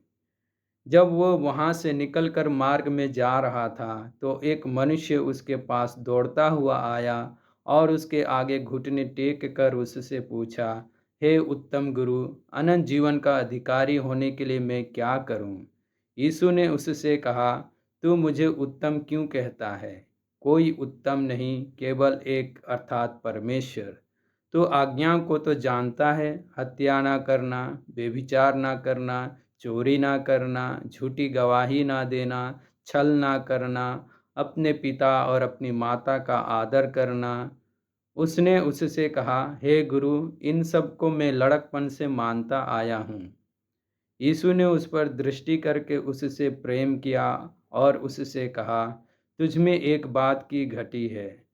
जा, जो कुछ तेरा है उसे बेचकर कंगालों को दे, और तुझे स्वर्ग में धन मिलेगा, और आकर मेरे पीछे हो ले। इस बात से उसके चेहरे पर उदासी छा गई और वह शोक करता हुआ चला गया, क्योंकि वह बहुत धनी था। यीशु ने चारों ओर देखकर अपने चेलों से कहा, धनवानों का परमेश्वर के राज्य में प्रवेश करना कैसा कठिन है। चेले उसकी बातों से अचंभित हुए। इस पर यीशु ने फिर उनसे कहा, हे बालकों, जो धन पर भरोसा रखते हैं उनके लिए परमेश्वर के राज्य में प्रवेश करना कैसा कठिन है। परमेश्वर के राज्य में धनवान के प्रवेश करने से ऊंट का सुई के नाके में से निकल जाना सहज है। वे बहुत ही चकित होकर आपस में कहने लगे, तो फिर किसका उद्धार हो सकता है? यीशु ने उनकी ओर देखकर कहा, मनुष्य से तो ये नहीं हो सकता, परंतु परमेश्वर से हो सकता है, क्योंकि परमेश्वर से सब कुछ हो सकता है। पतरस उससे कहने लगा, देख, हम तो सब कुछ छोड़कर तेरे पीछे हो लिए हैं। यीशु ने कहा, मैं तुमसे सच कहता हूँ कि कोई ऐसा नहीं जिसने मेरे और सुसमाचार के लिए घर या भाइयों या बहनों या माता या पिता या बाल बच्चों या खेतों को छोड़ दिया हो, और अब इस समय 100 गुना ना पाए, घरों और भाइयों और बहनों और माताओं और बाल बच्चों और खेतों को, पर सताव के साथ और परलोक में अनंत जीवन। पर बहुत से जो पहले हैं पिछले होंगे, और जो पिछले हैं वे पहले होंगे। वे यरूशलेम को जाते हुए मार्ग में थे और यीशु उनके आगे आगे जा रहा था। चेले अचंभित थे और जो उसके पीछे पीछे चलते थे वे डरे हुए थे। तब वह फिर उन 12 को लेकर उनसे वे बातें कहने लगा जो उस पर आने वाली थी। देखो, हम यरूशलेम को जाते हैं और मनुष्य का पुत्र प्रधान याजकों और शास्त्रियों के हाथ पकड़वाया जाएगा, और वे उसको घात के योग्य ठहराएंगे और अन्य जातियों के हाथ में सौंपेंगे। वे उसको ठट्टों में उड़ाएंगे, उस पर थूकेंगे, उसे कोड़े मारेंगे और उसे घात करेंगे, और 3 दिन के बाद वह जी उठेगा। तब जब्दी के पुत्र याकूब और यूहन्ना ने उसके पास आकर कहा, हे गुरु, हम चाहते हैं कि जो कुछ हम तुझसे मांगे वह तू हमारे लिए करे। उसने उनसे कहा, तुम क्या चाहते हो कि मैं तुम्हारे लिए करूं? उन्होंने उससे कहा, हमें यह दे कि तेरी महिमा में हम में से एक तेरे दाहिने और दूसरा तेरे बाएं बैठे। यीशु ने उनसे कहा, तुम नहीं जानते कि क्या मांगते हो। जो कटोरा मैं पीने पर हूँ क्या तुम पी सकते हो? और जो बपतिस्मा मैं लेने पर हूँ, क्या तुम ले सकते हो? उन्होंने उससे कहा, हमसे हो सकता है। यीशु ने उनसे कहा, जो कटोरा मैं पीने पर हूँ तुम पियोगे, और जो बपतिस्मा मैं लेने पर हूँ उसे लोगे, पर जिनके लिए तैयार किया गया है उन्हें छोड़ और किसी को अपने दाहिने और अपने बाएं बैठाना मेरा काम नहीं। यह सुनकर दसों याकूब और यूहन्ना पर रिसियाने लगे। तो यीशु ने उनको पास बुलाकर उनसे कहा, तुम जानते हो कि जो अन्य जातियों के हाकिम समझे जाते हैं वे उन पर प्रभुता करते हैं और उनमें जो बड़े हैं उन पर अधिकार जताते हैं, पर तुम में ऐसा नहीं है। वरन जो कोई तुम में बड़ा होना चाहे वो तुम्हारा सेवक बने, और जो कोई तुम में प्रधान होना चाहे वो सबका दास बने। क्योंकि मनुष्य का पुत्र इसीलिए नहीं आया कि उसकी सेवा टहल की जाए, पर इसीलिए आया कि आप सेवा टहल करें और बहुतों की छुड़ौती के लिए अपना प्राण दे। वे यरीहो में आए, और जब वह और उसके चेले और एक बड़ी भीड़ यरीहो से निकलती थी, तब तिमाई का पुत्र बरतिमाई, एक अंधा भिखारी, सड़क के किनारे बैठा था। वह यह सुनकर कि यीशु नासरी है, पुकार पुकार कर कहने लगा, हे दाऊद की संतान यीशु, मुझ पर दया कर। बहुतों ने उसे डांटा कि चुप रहे, पर वह और भी पुकारने लगा, हे दाऊद की संतान मुझ पर दया कर। तब यीशु ने ठहर कर कहा, उसे बुलाओ। और लोगों ने उस अंधे को बुलाकर उससे कहा, ढांढस बांध, उठ, वो तुझे बुलाता है। वह अपना कपड़ा फेंक कर शीघ्र उठा और यीशु के पास आया। इस पर यीशु ने उससे कहा, तू क्या चाहता है कि मैं तेरे लिए करूं? अंधे ने उससे कहा, हे रब्बी, यह है कि मैं देखने लगूं। यीशु ने उससे कहा, चला जा, तेरे विश्वास ने तुझे चंगा कर दिया है। वह तुरंत देखने लगा और मार्ग में उसके पीछे हो लिया। अध्याय 11। जब वे यरूशलेम के निकट जैतून पहाड़ पर बैतफगे और बैतनिय्याह के पास आए, तो उसने अपने चेलों में से दो को यह कहकर भेजा, सामने के गांव में जाओ और उसमें पहुंचते ही एक गधी का बच्चा जिस पर कभी कोई नहीं चढ़ा बंधा हुआ तुम्हें मिलेगा, उसे खोल लाओ। यदि तुमसे कोई पूछे, यह क्यों करते हो, तो कहना, प्रभु को इसका प्रयोजन है और वह शीघ्र उसे यहाँ भेज देगा। उन्होंने जाकर उस बच्चे को बाहर द्वार के पास चौक में बंधा हुआ पाया और खोलने लगे। उनमें से जो वहाँ खड़े थे कोई कोई कहने लगे, यह क्या करते हो? गधी के बच्चे को क्यों खोलते हो? जैसा यीशु ने कहा था वैसा ही उन्होंने उनसे कह दिया। तब लोगों ने उन्हें जाने दिया। उन्होंने बच्चे को यीशु के पास लाकर उस पर अपने कपड़े डाले और वह उस पर बैठ गया। तब बहुतों ने अपने कपड़े मार्ग में बिछाए और औरों ने खेतों में से डालियां काट काट कर फैला दी। जो उसके आगे आगे जाते और पीछे पीछे चले आते थे, पुकार पुकार कर कहते जाते थे, हुस्सना, धन्य है वह जो प्रभु के नाम से आता है। हमारे पिता दाऊद का राज्य जो आ रहा है धन्य है। आकाश में होसन्ना। वह यरूशलेम पहुंचकर मंदिर में आया और चारों ओर सब वस्तुओं को देखकर बारहों के साथ बैतनिय्याह गया, क्योंकि सांझ हो गई थी। दूसरे दिन जब वे बैतनिय्याह से निकले तो उसको भूख लगी। वह दूर से अंजीर का एक हरा पेड़ देखकर निकट गया कि क्या जाने उसमें कुछ पाए, पर पत्तों को छोड़ कुछ न पाया, क्योंकि फल का समय ना था। इस पर उसने उससे कहा, अब से कोई तेरा फल कभी ना खाए। और उसके चेले सुन रहे थे। फिर वे यरूशलेम में आए और वह मंदिर में गया और वहाँ जो लेन देन कर रहे थे उन्हें बाहर निकालने लगा, और सर्राफों के पीढ़े और कबूतर बेचने वालों की चौकियाँ उलट दी, और मंदिर में से किसी को बर्तन लेकर आने जाने ना दिया। और उपदेश करके उनसे कहा, क्या यह नहीं लिखा है कि मेरा घर सब जातियों के लिए प्रार्थना का घर कहलाएगा? पर तुमने इसे डाकुओं की खोह बना दी है। ये सुनकर प्रधान याजक और शास्त्री उसके नाश करने का अवसर ढूंढने लगे, क्योंकि वे उससे डरते थे, इसलिए कि सब लोग उसके उपदेश से चकित होते थे। सांझ होते ही वे नगर से बाहर चले गए। फिर भोर को जब वे उधर से जाते थे तो उन्होंने उस अंजीर के पेड़ को जड़ तक सूखा हुआ देखा। पतरस को वह बात स्मरण आई और उसने उससे कहा, हे रब्बी, देख, यह अंजीर का पेड़ जिसे तूने श्राप दिया था सूख गया है। यीशु ने उसको उत्तर दिया, परमेश्वर पर विश्वास रखो। मैं तुमसे सच कहता हूँ कि जो कोई इस पहाड़ से कहे तू उखड़ जा और समुद्र में जा पड़, और अपने मन में संदेह ना करे, वरन प्रतीति करे कि जो कहता हूँ वह हो जाएगा, तो उसके लिए वही होगा।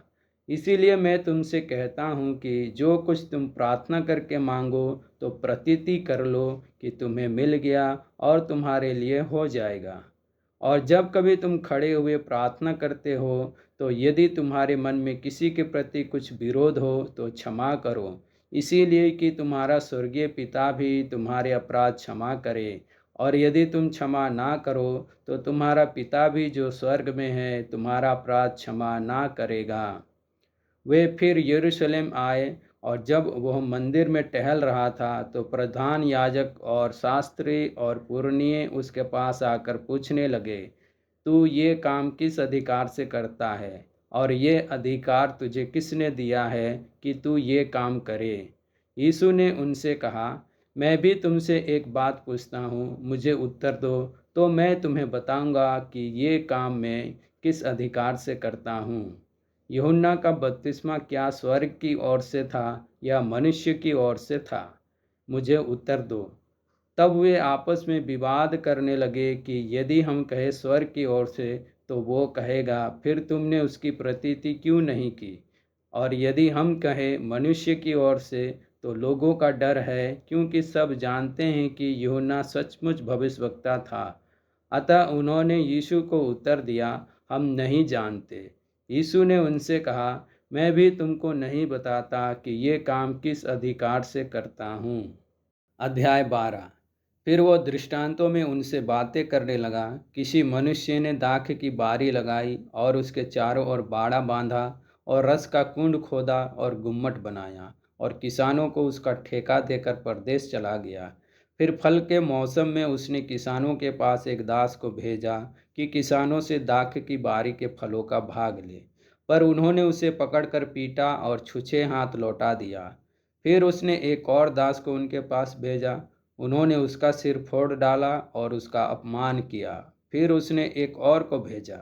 उन्होंने उसे मार डाला। तब उसने और बहुतों को भेजा। उनमें से उन्होंने कुछ को पीटा और कुछ को मार डाला। अब एक ही रह गया था जो उसका प्रिय पुत्र था। अंत में उसने उसे भी उनके पास यह सोचकर भेजा कि वे मेरे पुत्र का आदर करेंगे। पर उन किसानों ने आपस में कहा, यही तो वारिस है, आओ हम इसे मार डालें, तब मिरास हमारी हो जाएगी। और उन्होंने उसे पकड़कर मार डाला और दाख की बारी के बाहर फेंक दिया। इसीलिए दाख की बारी का स्वामी क्या करेगा? वह आकर उन किसानों का नाश करेगा और दाख की बारी दूसरों को दे देगा। क्या तुमने पवित्र शास्त्र में ये वचन नहीं पढ़ा, जिस पत्थर को राज मिस्त्रियों ने निकम्मा ठहराया था वही कोने का सिरा हो गया।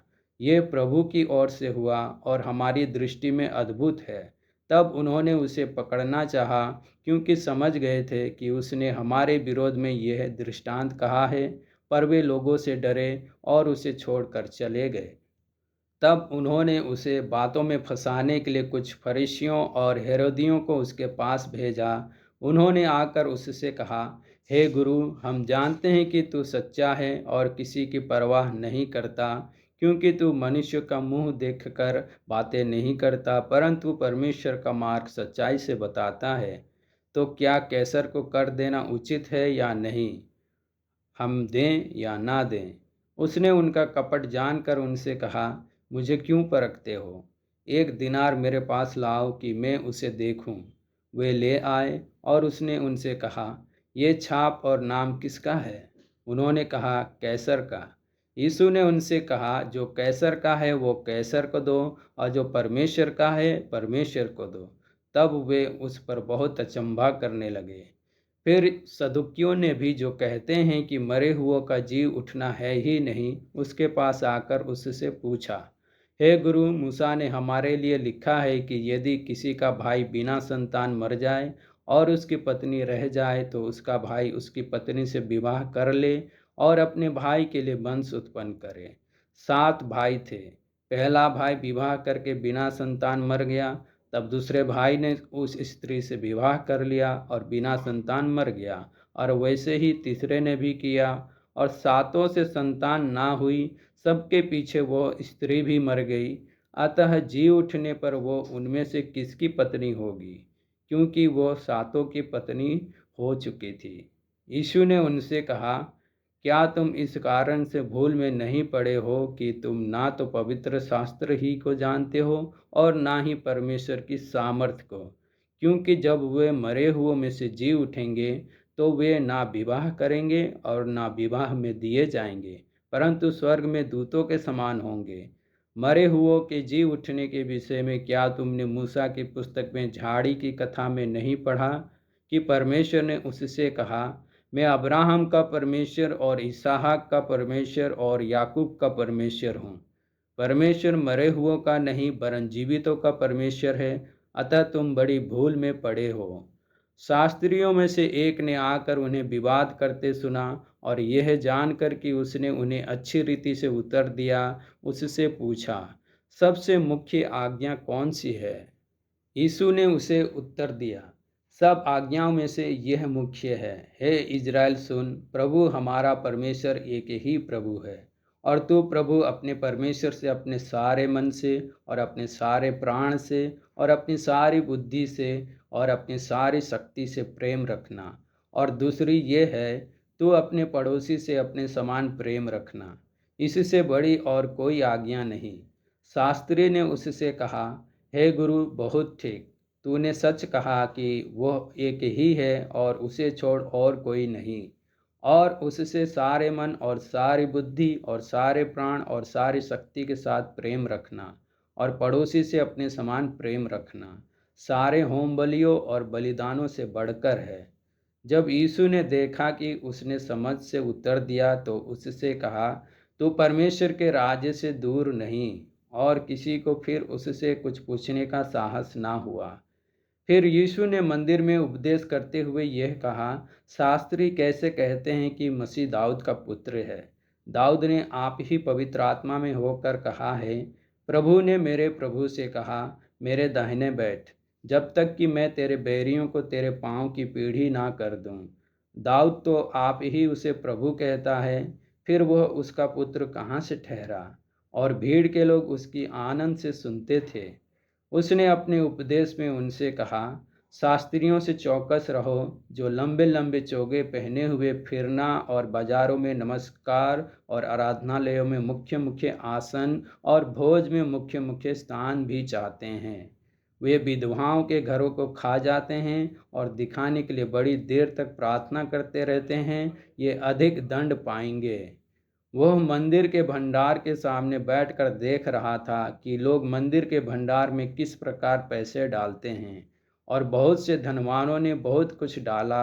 इतने में एक कंगाल विधवा ने आकर 2 दमड़ियां, जो एक अधेले के बराबर होती है, डाली। तब उसने अपने चेलों को पास बुलाकर उनसे कहा, मैं तुमसे सच कहता हूँ कि मंदिर के भंडार में डालने वालों में से इस कंगाल विधवा ने सबसे बढ़कर डाला है, क्योंकि सबने अपने धन की बढ़ती में से डाला है, परंतु इसने अपनी घटी में से जो कुछ उसका था, अर्थात अपनी सारी जीविका डाल दी है। अध्याय 13। जब वह मंदिर से निकल रहा था तो उसके चेलों में से एक ने उससे कहा, हे गुरु, देख कैसे विशाल पत्थर और कैसे भव्य भवन है।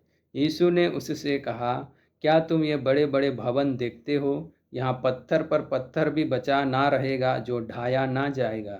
जब वह जैतून के पहाड़ पर मंदिर के सामने बैठा था तो पतरस और याकूब और यूहन्ना और अंद्रियास ने अलग जाकर उससे पूछा, हमें बता कि ये बातें कब होंगी, और जब ये सब बातें पूरी होने पर होगी, उस समय का क्या चिन्ह होगा? यीशु उनसे कहने लगा, चौकस रहो कि कोई तुम्हें ना भरमाए। बहुतरे मेरे नाम से आकर कहेंगे, मैं वही हूँ, और बहुतों को भरमाएंगे। जब तुम लड़ाइयाँ और लड़ाइयों की चर्चा सुनो तो ना घबराना, क्योंकि इनका होना अवश्य है, परंतु उस समय अंत ना होगा, क्योंकि जाति पर जाति और राज्य पर राज्य चढ़ाई करेगा। हर कहीं भूकंप होंगे और अकाल पड़ेंगे। यह तो पीड़ाओं का आरंभ ही होगा। परंतु तुम अपने विषय में चौकस रहो, क्योंकि लोग तुम्हें महासभाओं में सौंपेंगे और तुम पंचायत में पीटे जाओगे और मेरे कारण हाकिमों और राजाओं के आगे खड़े किए जाओगे, ताकि उनके लिए गवाही हो। पर अवश्य है कि पहले सुसमाचार सब जातियों में प्रचार किया जाए।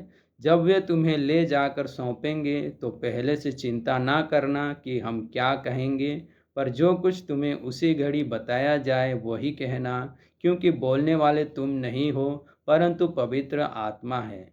भाई को भाई और पिता को पुत्र घात के लिए सौंपेंगे और बच्चे माता पिता के विरोध में उठकर उन्हें मरवा डालेंगे। और मेरे नाम के कारण सब लोग तुमसे बैर करेंगे, पर जो अंत तक धीरज धरे रहेगा उसी का उद्धार होगा। अतः जब तुम उस उजाड़ने वाली घृणित वस्तु को जहाँ उचित नहीं वहाँ खड़ी देखो, पढ़ने वाला समझ ले। तब जो यहूदिया में हो वे पहाड़ों पर भाग जाएं, जो छत पर हो वो अपने घर से कुछ लेने को नीचे ना उतरे और ना भीतर जाएं, और जो खेत में हो वो अपना कपड़ा लेने के लिए पीछे ना लौटे। उन दिनों में जो गर्भवती और दूध पिलाती होगी उनके लिए हाय हाय। और प्रार्थना किया करो कि ये जाड़े में ना हो, क्योंकि वे दिन ऐसे क्लेश के होंगे कि सृष्टि के आरंभ से जो परमेश्वर ने सृजी है अब तक ना तो हुए और ना फिर कभी होंगे। यदि प्रभु उन दिनों को ना घटाता तो कोई प्राणी भी ना बचता, परंतु उन चुने हुओं के कारण जिनको उसने चुना है उन दिनों को घटाया। उस समय यदि कोई तुमसे कहे, देखो मसीह यहाँ है या देखो वहाँ है, तो प्रतीति ना करना, क्योंकि झूठे मसीह और झूठे भविष्यवक्ता उठ खड़े होंगे और चिन्ह और अद्भुत काम दिखाएंगे कि यदि हो सके तो चुने हुओं को भी भरमा दें। पर तुम चौकस रहो, देखो मैंने तुम्हें सब बातें पहले ही से बता दी है। उन दिनों में उस क्लेश के बाद सूरज अंधेरा हो जाएगा और चांद प्रकाश ना देगा और आकाश से तारागण गिरने लगेंगे और आकाश की शक्तियाँ हिलाई जाएंगी। तब लोग मनुष्य के पुत्र को बड़ी सामर्थ्य और महिमा के साथ बादलों में आते देखेंगे। उस समय वह अपने दूतों को भेजकर पृथ्वी के इस छोर से आकाश के उस छोर तक चारों दिशाओं से अपने चुने हुए लोगों को इकट्ठा करेगा। अंजीर के पेड़ से यह दृष्टांत सीखो। जब उसकी डाली कोमल हो जाती और पत्ते निकलने लगते हैं तो तुम जान लेते हो कि ग्रीष्मकाल निकट है। इसी प्रकार जब तुम इन बातों को होते देखो तो जान लो कि वह निकट है, वरन द्वार ही पर है। मैं तुमसे सच कहता हूँ कि जब तक ये सब बातें ना हो लेंगी तब तक ये लोग जाते ना रहेंगे। आकाश और पृथ्वी टल जाएंगे परंतु मेरी बातें कभी ना टलेगी। उस दिन या उस घड़ी के विषय में कोई नहीं जानता, ना स्वर्ग के दूत और ना पुत्र, परंतु केवल पिता। देखो, जागते और प्रार्थना करते रहो, क्योंकि तुम नहीं जानते कि वो समय कब आएगा। यह उस मनुष्य की सी दशा है जो परदेश जाते समय अपना घर छोड़ जाए और अपने दासों को अधिकार दे और हर एक को उसका काम बता दे और द्वारपाल को जागते रहने की आज्ञा दे। इसलिए जागते रहो, क्योंकि तुम नहीं जानते कि घर का स्वामी कब आएगा, सांझ को या आधी रात को या मुर्ग के बांग देने के समय या भोर को। ऐसा ना हो कि वो अचानक आकर तुम्हें सोते पाए। और जो मैं तुमसे कहता हूँ वही सबसे कहता हूँ, जागते रहो। अध्याय 14। 2 दिन के बाद फसह और अख़मीरी रोटी का पर्व होने वाला था। प्रधान याजक और शास्त्री इस बात की खोज में थे कि उसे कैसे छल से पकड़कर मार डाले, परंतु कहते थे, पर्व के दिन नहीं, कहीं ऐसा ना हो कि लोगों में बलवा मचे। जब वो बैतनिया में शमौन कोढ़ी के घर भोजन करने बैठा हुआ था, तब एक स्त्री संगमरमर के पात्र में जटामासी का बहुमूल्य शुद्ध इत्र लेकर आई और पात्र तोड़कर इत्र को उसके सिर पर उंडेला। परंतु कोई कोई अपने मन में ऋषियाकर कहने लगे, इस इत्र का क्यों सत्यानाश किया गया, क्योंकि यह इत्र तो 300 दिनार से अधिक मूल्य में बेचा जाकर कंगालों में बांटा जा सकता था। और वे उसको झिड़कने लगे। यीशु ने कहा, उसे छोड़ दो, उसे क्यों सताते हो? उसने तो मेरे साथ भलाई की है। कंगाल तुम्हारे साथ सदा रहते हैं और तुम जब चाहो तब उनसे भलाई कर सकते हो, पर मैं तुम्हारे साथ सदा ना रहूँगा। जो कुछ वो कर सकी उसने किया। उसने मेरे गाड़े जाने की तैयारी में पहले से मेरी देह पर इत्र मला है। मैं तुमसे सच कहता हूँ कि सारे जगत में जहाँ कहीं सुसमाचार प्रचार किया जाएगा, वहाँ उसके इस काम की चर्चा भी उसके स्मरण में की जाएगी। तब यहूदा इस्करियोती, जो 12 में से एक था, प्रधान याजकों के पास गया कि उसे उनके हाथ पकड़वा दे। वे यह सुनकर आनंदित हुए और उसको रुपए देना स्वीकार किया, और वह अवसर ढूंढने लगा कि उसे किसी प्रकार पकड़वा दे। अख़मीरी रोटी के पर्व के पहले दिन, जिसमें वे फसह का बलिदान करते थे, उसके चेलों ने उससे पूछा, तू कहाँ चाहता है कि हम जाकर तेरे लिए फसह खाने की तैयारी करें? उसने अपने चेलों में से 2 को यह कहकर भेजा, नगर में जाओ और एक मनुष्य जल का घड़ा उठाए हुए तुम्हें मिलेगा, उसके पीछे हो लेना। और वह जिस घर में जाए, उस घर के स्वामी से कहना, गुरु कहता है कि मेरी पाहुनसला जिसमें मैं अपने चेलों के साथ फसह खाऊं कहाँ है? वह तुम्हें एक सजी सजाई और तैयार की हुई बड़ी अटारी दिखा देगा। वहाँ हमारे लिए तैयारी करो। चेले निकलकर नगर में आए और जैसा उसने उनसे कहा था वैसा ही पाया और फसह तैयार किया। जब सांझ हुई तो वो 12 के साथ आया। जब वे बैठे भोजन कर रहे थे तो यीशु ने कहा, मैं तुमसे सच कहता हूँ कि तुम में से एक जो मेरे साथ भोजन कर रहा है मुझे पकड़वाएगा। उन पर उदासी छा गई और वे एक एक करके उससे कहने लगे, क्या वह मैं हूँ? उसने उनसे कहा, वो 12 में से एक है जो मेरे साथ थाली में हाथ डालता है। क्योंकि मनुष्य का पुत्र तो जैसा उसके विषय में लिखा है जाता ही है, परंतु उस मनुष्य पर हाय जिसके द्वारा मनुष्य का पुत्र पकड़वाया जाता है। यदि उस मनुष्य का जन्म ही ना होता तो उसके लिए भला होता। जब वे खा ही रहे थे, उसने रोटी ली और आशीष मांगकर तोड़ी और उन्हें दी और कहा, लो, ये मेरी देह है। फिर उसने कटोरा लेकर धन्यवाद किया और उन्हें दिया, और उन सब ने उसमें से पिया।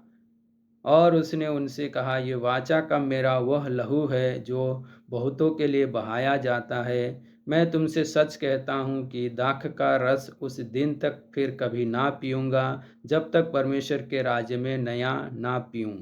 फिर वे भजन गाकर बाहर जैतून के पहाड़ पर गए। तब यीशु ने उनसे कहा, तुम सब ठोकर खाओगे, क्योंकि लिखा है, मैं रखवाले को मारूंगा और भेड़ें तितर-बितर हो जाएगी। परंतु मैं अपने जी उठने के बाद तुमसे पहले गलील को जाऊंगा। पतरस ने उससे कहा, यदि सब ठोकर खाएं तो खाएं, पर मैं ठोकर नहीं खाऊंगा। यीशु ने उससे कहा, मैं तुझसे सच कहता हूँ कि आज ही इसी रात को मुर्ग के 2 बार बांग देने से पहले तू 3 बार मुझसे मुकर जाएगा।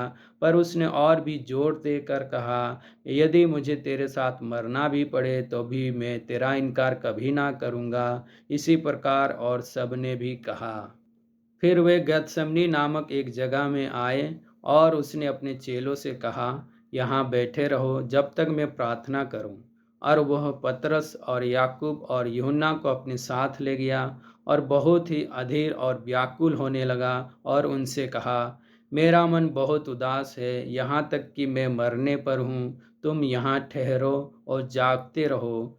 फिर वह थोड़ा आगे बढ़ा और भूमि पर गिरकर प्रार्थना करने लगा कि यदि हो सके तो यह घड़ी मुझ पर से टल जाए, और कहा, हे अब्बा, हे पिता, तुझसे सब कुछ हो सकता है। इस कटोरे को मेरे पास से हटा ले, तो भी जैसा मैं चाहता हूँ वैसा नहीं, पर जो तू चाहता है वही हो।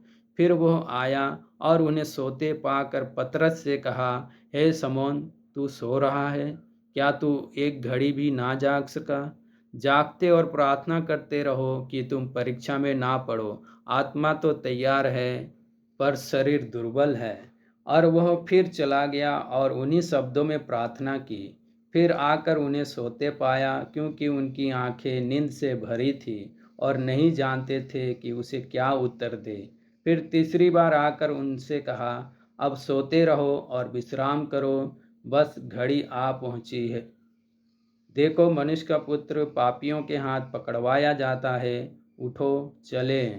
देखो, मेरा पकड़वाने वाला निकट आ पहुंचा है।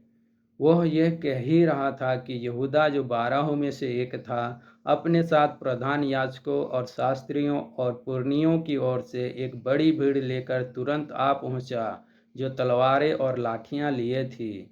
उसके पकड़वाने वाले ने उन्हें यह बता दिया था कि मैं जिसको चूमूं वही है, उसे पकड़कर यत्न से ले जाना। वह आया और तुरंत उसके पास जाकर कहा, हे रब्बी, और उसको बहुत चूमा। तब उन्होंने उस पर हाथ डालकर उसे पकड़ लिया। उनमें से जो पास खड़े थे, एक ने तलवार खींचकर महायाजक के दास पर चलाई और उसका कान उड़ा दिया। यीशु ने उनसे कहा, क्या तुम डाकू जानकर मुझे पकड़ने के लिए तलवारें और लाठियां लेकर निकले हो? मैं तो हर दिन मंदिर में तुम्हारे साथ रहकर उपदेश दिया करता था, और तब तुमने मुझे ना पकड़ा। परंतु ये इसीलिए हुआ कि पवित्र शास्त्र की बातें पूरी हो। इस पर सब चेले उसे छोड़कर भाग गए। एक जवान अपनी नंगी देह पर चादर ओढ़े हुए उसके पीछे हो लिया, और लोगों ने उसे पकड़ा, पर वह चादर छोड़कर नंगा भाग गया। फिर वे यीशु को महायाजक के पास ले गए, और सब प्रधान याजक और पुरनिये और शास्त्री उसके यहाँ इकट्ठे हो गए। पतरस दूर ही दूर उसके पीछे पीछे महायाजक के आंगन के भीतर तक गया और प्यादों के साथ बैठकर आग तापने लगा।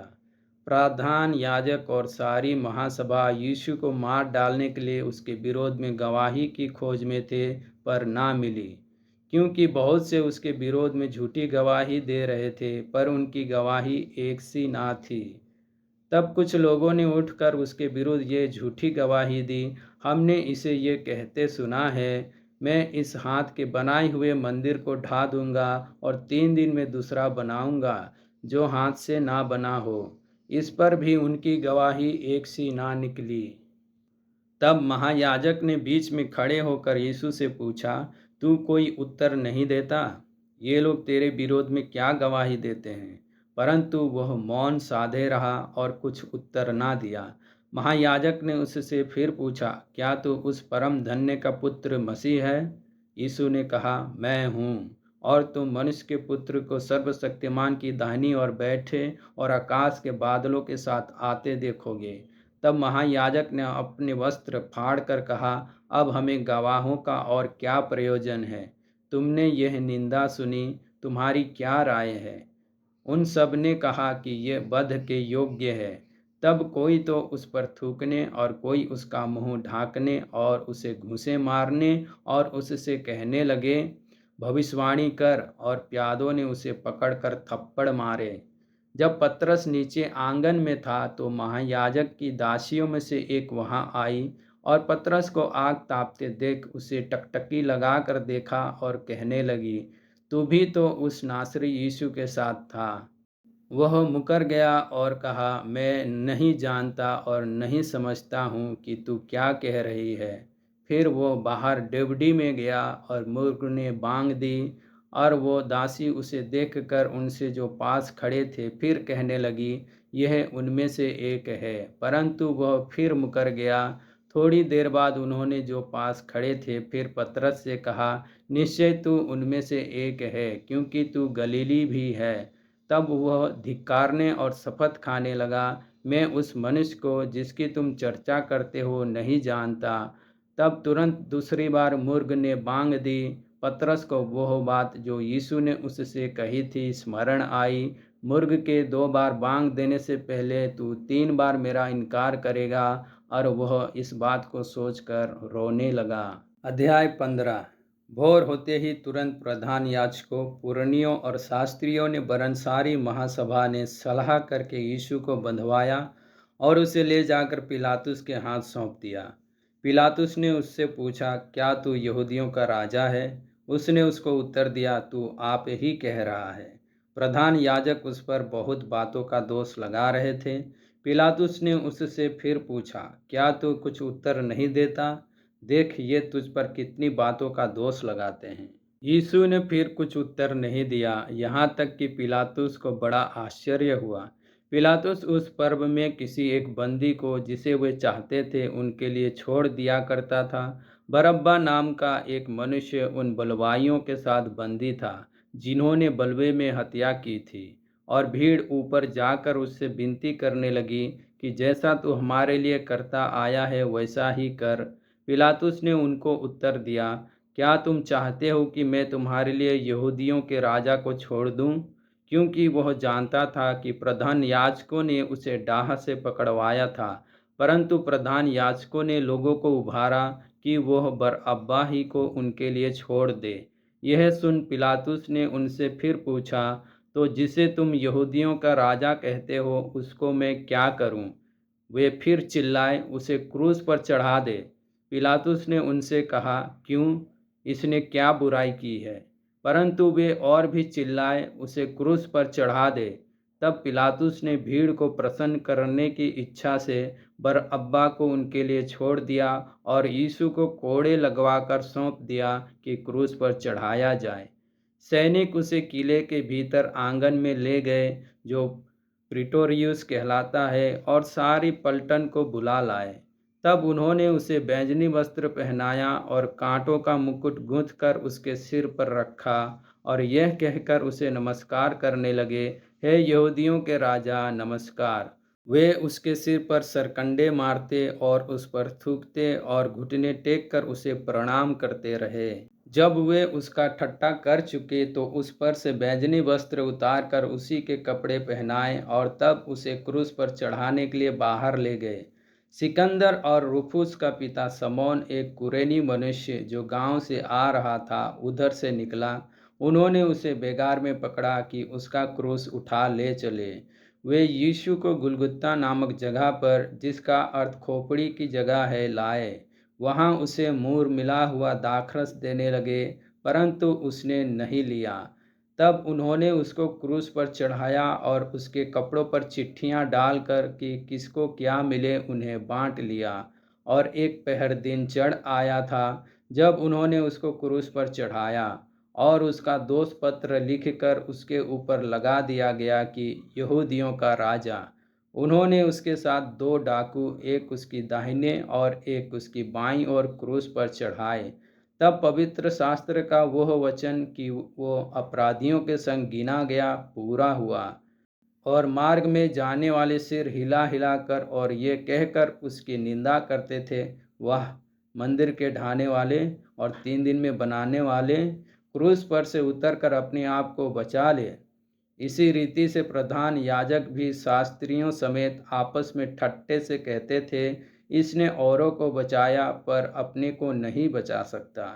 इज़राइल का राजा मसीह अब क्रूस पर से उतर आए कि हम देखकर विश्वास करें। और जो उसके साथ क्रूसों पर चढ़ाए गए थे वे भी उसकी निंदा करते थे। दोपहर होने पर सारे देश में अंधियारा छा गया और तीसरे पहर तक रहा। तीसरे पहर यीशु ने बड़े शब्द से पुकार कर कहा, इलोई इलोई लमा सबक्तनी, जिसका अर्थ ये है, हे मेरे परमेश्वर, हे मेरे परमेश्वर, तूने मुझे क्यों छोड़ दिया। जो पास खड़े थे उनमें से कुछ ने यह सुनकर कहा, देखो वो एलिया को पुकारता है। और एक ने दौड़कर स्पंज को सिरके में डुबोया और सरकंडे पर रखकर उसे चुसाया और कहा, ठहर जाओ, देखें एलिया उसे उतारने के लिए आता है कि नहीं। तब यीशु ने बड़े शब्द से चिल्लाकर प्राण छोड़ दिए और मंदिर का पर्दा ऊपर से नीचे तक फटकर 2 टुकड़े हो गया।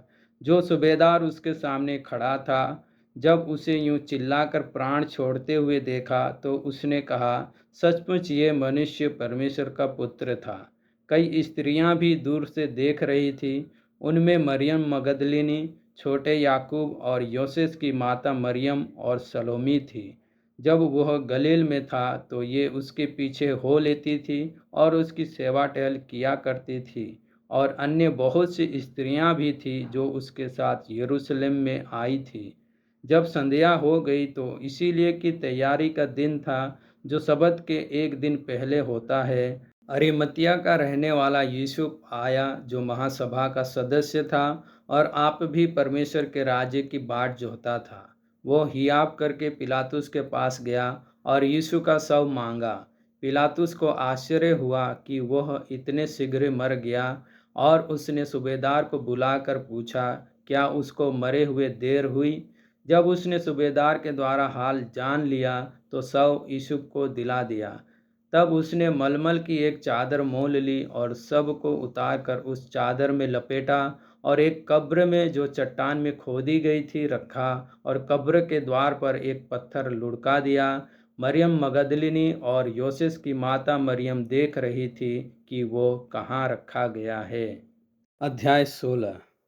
जब सबत का दिन बीत गया तो मरियम मगदलिनी और याकूब की माता मरियम और सलोमी ने सुगंधित वस्तुएं मोल ली कि आकर उस पर मले। सप्ताह के पहले दिन बड़े भोर जब सूरज निकला ही था, वे कब्र पर आई और आपस में कहती थी, हमारे लिए कब्र के द्वार पर से पत्थर कौन लुढ़काएगा? जब उन्होंने आंख उठाई तो देखा कि पत्थर लुढ़का हुआ है, वो बहुत ही बड़ा था। कब्र के भीतर जाकर उन्होंने एक जवान को श्वेत वस्त्र पहने हुए दाहिनी ओर बैठे देखा और बहुत चकित हुई। उसने उनसे कहा, चकित मत हो, तुम यीशु नासरी को जो क्रूस पर चढ़ाया गया था ढूंढती हो। वो जी उठा है, यहाँ नहीं है। देखो, यही वो स्थान है जहाँ उन्होंने उसे रखा था। परंतु तुम जाओ और उसके चेलों और पतरस से कहो कि वो तुमसे पहले गलील को जाएगा। जैसा उसने तुमसे कहा था तुम वहीं उसे देखोगे। और वे निकलकर कब्र से भाग गई, क्योंकि कपकपी और घबराहट उन पर छा गई थी, और उन्होंने किसी से कुछ ना कहा क्योंकि डरती थी। सप्ताह के पहले दिन भोर होते ही वह जी उठकर पहले पहल मरियम मगदलिनी को, जिसमें से उसने 7 दुष्ट आत्माएं निकाली थी, दिखाई दिया। उसने जाकर यीशु के साथियों को, जो शोक में डूबे हुए थे और रो रहे थे, समाचार दिया। उन्होंने यह सुनकर कि वो जीवित है और उसने उसे देखा है, प्रतीति ना की। इसके बाद वह दूसरे रूप में उनमें से 2 को, जब वे गांव की ओर जा रहे थे, दिखाई दिया। उन्होंने भी जाकर दूसरों को समाचार दिया, परंतु उन्होंने उनकी भी प्रतीति ना की। पीछे वह उन 11 को भी, जब वे भोजन करने बैठे थे, दिखाई दिया, और उनके अविश्वास और मन की कठोरता पर उलाहना दिया, क्योंकि जिन्होंने उसके जी उठने के बाद उसे देखा था, इन्होंने उनकी प्रतीति ना की। और उसने उनसे कहा, तुम सारे जगत में जाकर सारी सृष्टि के लोगों को सुसमाचार प्रचार करो। जो विश्वास करे और बपतिस्मा ले, उसी का उद्धार होगा, परंतु जो विश्वास ना करेगा वो दोषी ठहराया जाएगा। विश्वास करने वालों में ये चिन्ह होंगे कि वे मेरे नाम से दुष्ट आत्माओं को निकालेंगे, नई नई भाषा बोलेंगे, सांपों को उठा लेंगे, और यदि वे प्राणनाशक वस्तु भी पी जाएं तो भी उनकी कुछ हानि ना होगी। वे बीमारों पर हाथ रखेंगे और वे चंगे हो जाएंगे। प्रभु यीशु उनसे बातें करने के बाद स्वर्ग पर उठा लिया गया और परमेश्वर की दाहिनी ओर बैठ गया। और उन्होंने निकलकर हर जगह प्रचार किया, और प्रभु उनके साथ काम करता रहा और उन चिन्हों के द्वारा जो साथ साथ होते थे, वचन को दृढ़ करता रहा। आमीन।